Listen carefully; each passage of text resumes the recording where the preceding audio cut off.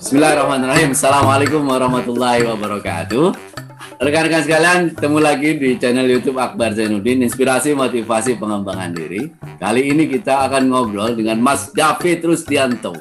Ini alumni Gontor tahun 2000. Ya, bisnisnya banyak banget.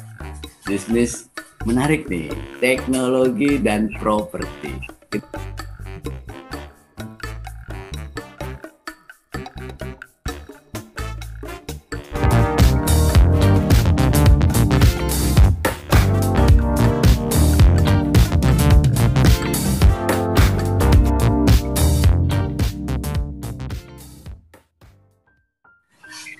Assalamualaikum, Mas David. Waalaikumsalam warahmatullahi wabarakatuh. Sehat, Ustaz? Alhamdulillah sehat. Anda alumni tahun berapa? Alumni tahun 2000, Ustaz. Keluar dari Gontor tahun 2000. Keluar dari Gontor tahun 2000. Dulu kelas biasa apa kelas eksperimen? Sekarang intensif namanya ya? Ya, intensif. Kelas biasa apa kelas intensif? Untuk kelas intensif? Ya. Oke. Dulu bagian apa di Gontor? Kok bisa jadi pengusaha sekarang itu? Dulu di OPPM jadi bagian fotografi, Ustaz. Sama sempat double waktu itu, sempat sebelumnya jadi sekretir matbah. Sekretir matbah. Iya. Oke. Terus bagian fotografi. Ya. Oh itu. Ada yang nilai-nilai yang antum ambil di dua bagian itu sehingga menjadi pengusaha sekarang ini itu. Ya. Sekretir matbah itu ya. Kalau sekretir matbah itu kan kemampuan untuk administratif. Jadi harus semuanya tercatat dengan rapi. Kalau di fotografi saya lebih banyak mendapatkan mental, Ustaz. Mental bagaimana berada di depan banyak orang, karena kita harus berdiri sendirian di kala yang lain duduk. Kita kadang mengarahkan orang-orang untuk bergerak seperti apa yang kita mau. Itu kan saya rasa juga ada pendidikan mental di situ. Paling seru moto siapa dulu? Ya mungkin yang agak repot ketika motret pimpinan gitu kan, ketika kita ngatur juga nggak bisa nyuruh-nyuruh sebebasnya gitu kan, ketika ada senior-senior. Tapi tetap diatur ya? Ya mau nggak mau. Oh gitu ya? Geser kiri start, afwan gitu ya? Iya. Luar biasa. Habis dari Gontor pengabdian, di mana? Kebetulan di Gontor 1 juga pengabdian. Oh, terus setelah selesai pengabdian kemana? Setelah selesai pengabdian, saya nyoba untuk ikut SBMPTN ya. Kalau dulu masih istilahnya UMPTN di UMPTN ya. Oke. Ya, di Brawijaya, Malang. Oh. Unibrau. Kok bisa dulu? Berarti sudah bisa itu ya? Ijazah Gontor untuk ikut UMPTN. Betul, saat itu memang sudah muadalah ya, sudah bersamaan dengan SMA, SMK sederajat, jadi bisa ikut UMPTN. Oh, diterima di Fakultas Sastra Inggris Universitas Brawijaya. Loh, antum satir kazalik ya? Ya, UMPTN lolos. Ya, selesai dari Brawijaya. Nah, mulai bisnis kapan itu? Bisnis awal dulu di tahun 2006, jadi saat masih kuliah memang. Oh, memang mulainya saat kuliah ya? Wow, keren. Ya, kita waktu itu ngumpulin uang berempat dengan teman-teman satu kontrakan. Waktu itu kita buka konter pulsa tahun 2006. Pertama kali buka konter pulsa. Gimana ya, itu? Modal 2 juta. Modal 2 juta dan urunan ya, patungan dengan 4 orang. Jadi masing-masing 500.000. Oh, buka konter pulsa di mana? Dekat kampus atau gimana? Di dekat kampus, di daerah dekat kampus. Oh, dekat kampus. Kontrakan kita manfaatkan, depannya kita kasih etalase untuk jualan. Yang jaga gantian? Yang jaga gantian. Oh, jalan itu, bisnis itu? Jalan, alhamdulillah sekitar 1 tahun berjalan, habis itu tutup semua, Ustaz. 1 tahun jalan, habis itu tutup. Kenapa? Iya, karena barang-barang kecurian waktu itu, ada maling yang masuk ke rumah kontrakan, habis itu handphone sebagai alat buat jualan pulsa dan perdana-perdana diambil semua. Selesai sudah. Terus setelah itu mulai lagi kapan? Nggak lama setelah itu memang kebetulan ada temen yang nyari kontrakan, jadi semuanya serba ini sih, serba nggak kita sengaja, memang nggak kita rencanakan dari awal. Jadi ada teman yang nyari kontrakan, tiba-tiba dia meng-cancel kontrakan itu, dan karena saya yang kontak dengan pemilik tempat usaha itu, ya semacam beda gitu ya, ukuran 3x5 lah. Akhirnya saya yang harus melanjutkan di situ kontrak, ya sudah, saya buka kontrak lagi di situ sendirian saat itu. Karena memang untuk kontrakan 5 juta waktu itu juga saya tidak punya uang. Saya memang ngajukan ke orang tua waktu itu pinjam 25 juta. Insya Allah angkanya 25 juta, dan saya dikasih tenggat waktu selama 5 bulan untuk mengembalikan uang itu.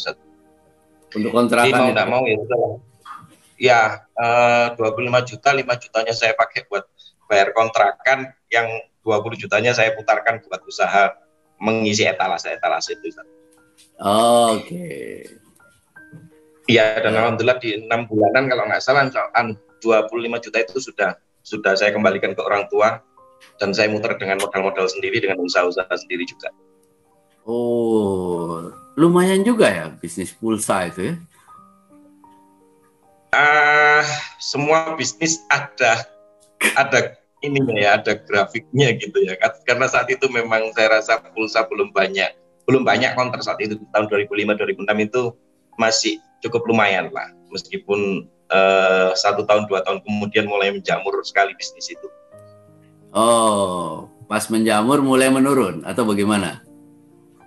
Ya, pintar-pintarnya kita untuk menjalankan usaha itu, karena ketika sudah mulai menjamur, otomatis saat itu saya harus bukan pivot sih sebenarnya, tapi bagaimana membesarkan market share-nya aja. Jadi yang selama ini saya jualan ke end user gitu kan, pembeli langsung, saat itu saya kepikiran ketika ada counter buka, akhirnya saya tawarin supaya ngambil pulsanya di saya.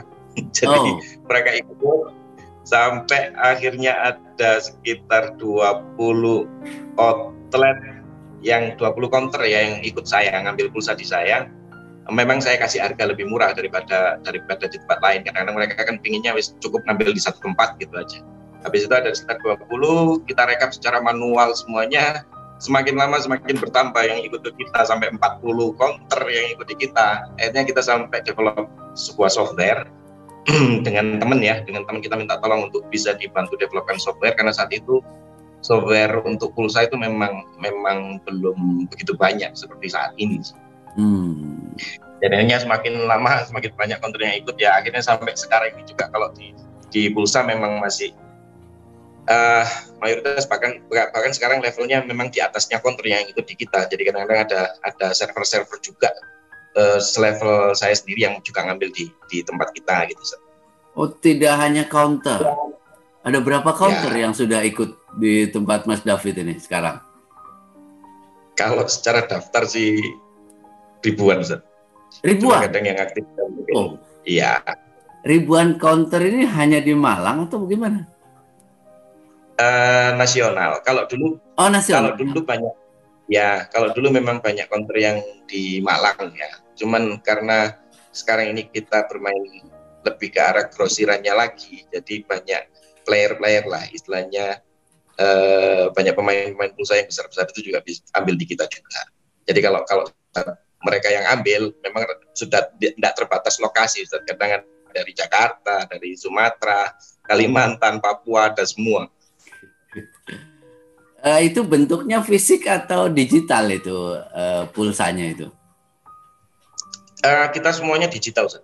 Jadi mereka nggak perlu datang, kita nggak perlu kirim barang, semuanya based on teknologi ya. Jadi ya ya kita tinggal di depan komputer, anak-anak di depan komputer ngatur arus transaksi itu. Oh, jadi kira-kira modelnya berarti dari misalnya ya provider, berarti antum beli gitu ya besar, terus antum bagi-bagi lagi ke distributor-distributor gitu. Ya, model-model standarnya seperti itulah. Ini bisnis pulsa ini berarti luar biasa ya. Dari end user terus kemudian counter pulsa. Berarti mengarah pada distributor. Dari 1-2 counter, 20 counter, 40 counter, sampai ribuan counter. Ini berapa tahun itu dibangun itu bisnis ini itu berarti? Ya kalau memang start dari awal ya sampai sekarang mungkin 14 tahun. 14 tahun ini ya. Dan ya, ini menangani distributor pulsa tingkat nasional. Ini luar biasa ini Mas David ya. Jadi ada berapa pegawai yang menangani pulsa ini? Kalau di pulsa ini ada 18 orang. 18 orang? Iya. Padahal itu digital, berarti depan komputer semua itu. Iya. Dasar betul itu ya. Jadi ini benar-benar bisnis duitnya tidak ada wujudnya, gitu ya. Barangnya nggak ada wujudnya, gitu ya. Ya tren sekarang kan kayak gitu, semuanya digital. Orangnya datang, dia nggak dapat duit, dapat transferan, gitu ya. Nggak pernah lihat duit asli itu nggak ada di kantor itu ya. Oke, kok bisa ya Mas David ini ya tertarik di bisnis itu? Gimana ceritanya itu? Nggak ada ini, nggak ada preferensi tertentu gitu ya untuk memilih bisnis apa. Memang karena saat itu saya melihat memang perkembangan handphone ya, teknologi handphone saat itu yang saya rasa juga cukup berkembang. Habis itu kebutuhan pulsa saat itu memang mulai banyak. Akhirnya jujur aja sempat bingung juga kapan hari itu memang memulai usaha kira-kira apa ya ini yang kira-kira modalnya juga nggak banyak, resikonya nggak besar juga. Ya akhirnya kita kepikiran karena saat itu di daerah yang kita buka counter di awal pertama itu memang belum ada counter. Jadi kita buka counter pulsa dulu. Oh itu pertama itu di situ ya? Ya sambil setelah selesai jadi ini ya demisioner di BEM waktu itu LPG kita pagi LPG di BEM, habis itu malamnya kita buka counter. Oh oke. Nah setelah berhasil di pulsa, terus ngerambah bisnis apa lagi, Mas David ini? Ini yang sekarang ada kita sama teman-teman ya, ada 5 orang yang muda-muda sih, memang usianya 20 tahun, 23 tahun. Nanti umur berapa? Saya usia? Iya. Usia alhamdulillah masih di bawah 40. Oh iya. Bikin apa? Kita mendirikan PT Ustaz, PT Kipa Teknologi Indonesia. Itu berangkat dari kita melihat teman-teman outlet pulsa dan komunitas-komunitas UKM ya, yang memang seringkali dalam bisnis itu mengabaikan satu sisi yang sangat fundamental, yaitu keuangan.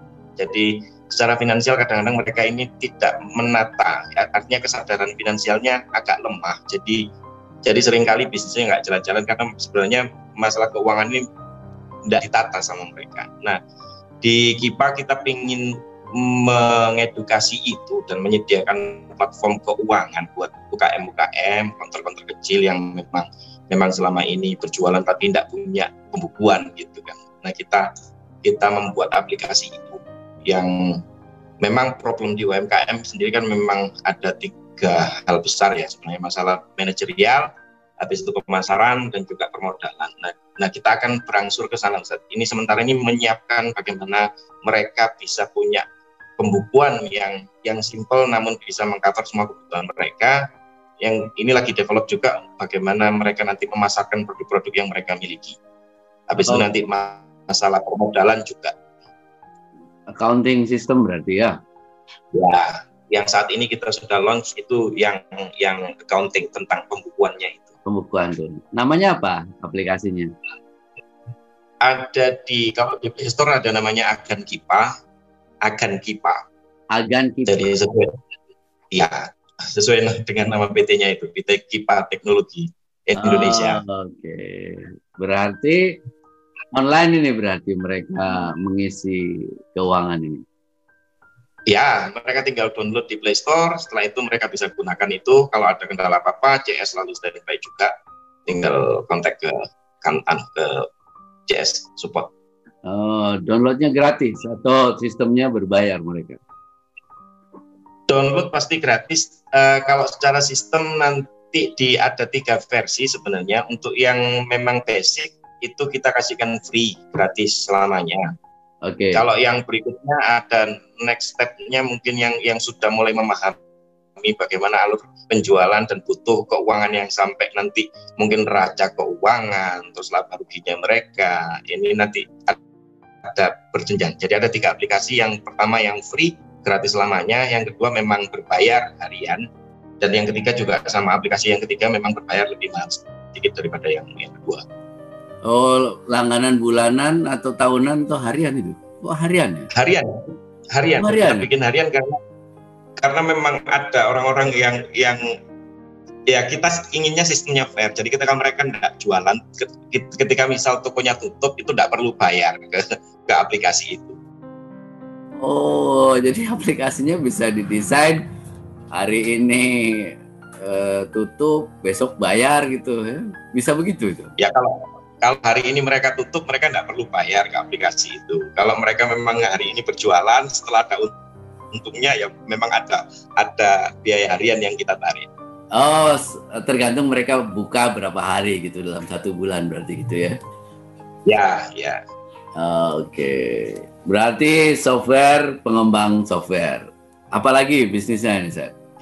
Kalau dulu sih sebenarnya ini Ustaz, ketika kuliah dalam perjalanan bisnis pulsa itu juga sudah berbagai macam usaha juga, di kuliner juga pernah, bermain EO juga pernah, advertising juga pernah nyoba. Nah semuanya alhamdulillah gagal semua. Jadi saat ini yang bertahan memang pulsa. Terus habis itu setahun ini kita kembangkan PT Kipa itu, dan juga lagi belajar properti sedikit-sedikit dari teman-teman juga. Ada yang sudah lama mengembangkan bisnis properti, ya kita join, kita invest, kita belajar mengembangin lahan gitu. Ya. Jadi pulsa, terus software house sama properti. Dulu berapa bisnis yang gagal itu? Yang gagal itu kuliner 2 kali, ya IO itu pernah, advertising pernah. Itu sih mungkin ada 3 usaha juga yang sebelumnya. Cuman saya tidak bilang gagal ya Ustaz. Ya memang ada step di mana kita harus belajar banyak dari semua yang kita alami. Bisa jadi usaha kita yang sekarang ini jalan juga karena kegagalan usaha yang kemarin. Nggak kapok gitu? Enggak lah. Enggak ya? Enggak. Itu gini. Kadang-kadang kan gini nih, kalau sukses itu pengusaha nggak kapok ya. Tapi kok banyak yang 1-2 kali gagal terus kapok, itu kenapa ya? Ya karena mereka belum memahami sepenuhnya mungkin ya tentang sebuah usaha itu, bahwa saya rasa usaha ini butuh sama seperti kondisi tubuh kita lah, butuh nutrisi dan butuh vitamin, butuh banyak hal. Dan kadang-kala ketika posisi kita sakit pun memang akan ada obat yang mungkin rasanya pahit gitu kan. Tapi kegagalan itu kan saya rasa semua teman-teman yang mengalami kegagalan di bisnis, saya bisa pastikan bahwa tidak ada orang sukses di Indonesia ini yang tidak pernah gagal. Okay. Jadi kalau dia sudah gagal, sebenarnya next dia akan menemukan suksesnya. Nah kalau dia berhenti, dia akan menemukan suksesnya. Oh, jadi harus nemu gagal dulu ya? Harus. Saya pastikan bahwa tidak akan ada orang yang sukses kalau tidak pernah gagal, Ustaz. Jadi, gagal lebih cepat lebih baik berarti ya? Lebih baik, Ustaz. Lebih baik gagal cepat daripada tidak pernah mencoba. Nah ini nih, mencoba ini kan butuh keberanian itu. Kadang-kadang kan kita mikirnya banyak nih, modalnya dari mana, terus kemudian saya nggak punya keahlian, terus nanti barangnya laku apa enggak gitu. Ini keberanian tuh gimana membangunnya itu? Ada banyak teori Ustadz untuk memulai itu, tapi ya ada juga buku namanya The Power of Kepepet lah, bagaimana memposisikan diri kita supaya benar-benar kepepet untuk mau memulai sebuah usaha. Ada juga yang memang karena sudah benar-benar kepepet, misalkan angsuran sudah numpuk, istri minta jatah bulanan dan macam-macamnya. Cuman saya rasa sebenarnya kalau terutama anak-anak ma'had sih sebenarnya bukan masalah keberanian sih. Kalau dari teman-teman ya, maksudnya anak ma'had ya. Yeah. Anak ma'had saya rasa bukan masalah keberanian yang mereka tidak punya, malah keberanian dan otak kanan mereka ini cukup kuat sebenarnya. Malah otak kirinya yang kadang-kadang agak lemah, Ustaz. Jadi secara kalkulatif kurang. Menarik nih. Keberanian otak kanan sebenarnya sudah sangat kreatif lah anak-anak ma'had itu ya. Ya, hampir kita ini kan selalu punya mental yang lebih lah, mungkin lebih daripada teman-teman yang di luar sana, karena memang kita sudah digembleng sedemikian rupa. Hanya karena selalu keberanian itu yang kita tampilkan duluan, maka kadang-kadang ada sisi di mana kita kalkulasinya kurang, Ustaz. Otak kiri itu apa aja di pengusaha itu? Ya, kalau saya bilang tadi, satu hal yang kita kerjakan saat ini terkait dengan administratif, terkait dengan keuangan, itu tuh hal-hal yang sebenarnya berada di otak kiri kita, dan saya rasa itu juga perlu dalam proses ya, nanti perlu dilengkapi juga, karena saya rasa tidak ada orang yang terlahir sempurna, semua juga perlu dalam proses memenuhi kebutuhan yang dibutuhkan sama dia dalam berwirausaha. Oh, jadi intinya bahwa jangan aja keberanian saja, artinya perlu dihitung juga, perlu dikalkulasi betul-betul supaya ini tidak menjadi masalah ke depan gitu. Jadi keberanian ini di awal, ya mulai. Nah setelah jalan harus kemudian ada manajemennya, keuangannya gitu ya. Ya, hampir sama. Di ma'had kita juga diajarin ngomong duluan tanpa tahu teorinya. Ternyata habis itu kelas 2 diajarin nahwu sorofnya bagaimana. Itu sih hampir mirip. Jadi mungkin banyak gagal karena pertama itu sudah berani, tapi kemudian kompetensi yang dibutuhkan untuk manajemen itu tidak dilakukan gitu ya. Betul. Tapi lagi-lagi itu kan semuanya dalam proses, artinya kalau tidak pernah mencoba dan gagal dengan bermain keberanian seperti itu juga kita tidak akan pernah mulai. Tetapi buat yang sudah mulai, kita juga sama-sama saling sharing bahwa ketika memulai sesuatu itu semuanya perlu ditata dengan manajemen yang baik, dengan keuangan yang baik. Literasi keuangan juga sangat penting supaya teman-teman paham bahwa kondisi kita ini secara finansial, perusahaan kita ini sehat apa enggak, itu kan juga penting, Ustaz. Oh iya betul. Kadang-kadang jangan hanya asal maju, berarti ya asal jalan. Gitu ya. Kadang-kadang banyak teman-teman yang orderan penjualan mereka miliaran, banyak sekali penjualan mereka masif lah, artinya menjual secara masif. Cuman kadang-kadang ketika ditanyain, kok kamu tidak punya aset, kok kamu tidak punya ini, tidak punya tabungan, ya ini kan berarti ada pengelolaan yang salah dalam manajemen beliau gitu kan. Itu sih. Ya. Jadi kalau ada santri, alumni yang ingin mulai usaha, apa yang harus mereka siapkan ini? Ya kalau secara mental saya lihat memang bekal ini sudah ada mulai kita keluar dari pondok. Saya rasa cukup memiliki mental itu. Hanya memang temukan komunitas yang baik juga, karena kita tidak akan pernah bisa tumbuh sendirian. Sebenarnya cukup banyak wadah dalam kita menjalin sebuah lingkungan dan bersosialisasi di dunia bisnis, termasuk kalau di komunitas pondok sendiri kan ada Forbis juga. Itu saya rasa komunitas yang sangat positif untuk menemukan milieu dalam berwirausaha, karena selama ini ketika kita hanya bermodalkan keyakinan saja tanpa belajar banyak, saya rasa masih banyak yang perlu kita pelajari. Mas David, secara umum ya, ini kan antum banyak pengalaman ya, teman-teman yang anak mahat itu ya, yang memulai bisnis terus kemudian nggak jalan, itu biasanya karena apa itu? Kesalahan Ya, apa mereka itu? ya saya rasa memang kalau memulai kan memang ada beberapa hal yang perlu dipersiapkan. Nah, kadang-kadang ada sisi produk mereka juga tidak bagus, ada sisi permodalan mereka kurang, ada sisi, tapi lebih banyak ke arah mental sih, bahwa mentalitas pengusaha ini kan sesuatu yang utuh, bahwa ada banyak hal yang memang harus dilengkapi. Saya juga tidak bisa bilang bahwa ketika mereka memulai terus habis itu gagal itu adalah sebuah kegagalan, karena lagi-lagi bahwa bisa jadi mereka nanti di tahun kelima ternyata menemukan kesuksesan. Nah ini kan berproses. Jadi kalau Proses saya saja. Ya, ini proses saja, dan saya berharap teman-teman tetap fight lah. Apapun keadaannya, memulai dengan tidak bagus pun saya rasa tidak masalah. Suatu saat nanti mereka akan ketemu dan belajar dengan, yang penting jangan pernah lelah untuk mencoba dan selalu belajar untuk menambah pengetahuan dan ilmu di teman-teman juga. Mas David belajarnya gimana itu untuk mengembangkan diri, mengembangkan usaha itu? Kalau saya pribadi memang tidak pernah mau stuck di satu tempat sih kadang-kadang. Jadi dari dulu pun saya ingin selalu belajar, sangat terbuka pikiran untuk selalu belajar terhadap orang lain, dan saya mendapatkan itu juga di luar lah, bukan hanya di Mahat. Di luar juga ternyata sangat banyak teman-teman yang punya kompetensi dalam bisnis, punya komitmen yang bagus, punya loyalitas yang bagus, punya manajemen yang bagus, dan saya rasa cukup banyak, dan kita harus open banget terhadap masukan-masukan yang ada di luar, yang positif ya. Jadi harus banyak silaturahim untuk belajar ya. Betul lah, hadis-hadis untuk itu kan juga sudah banyak. Jadi kalau sering silaturahmi juga saya rasa banyak rezekinya juga.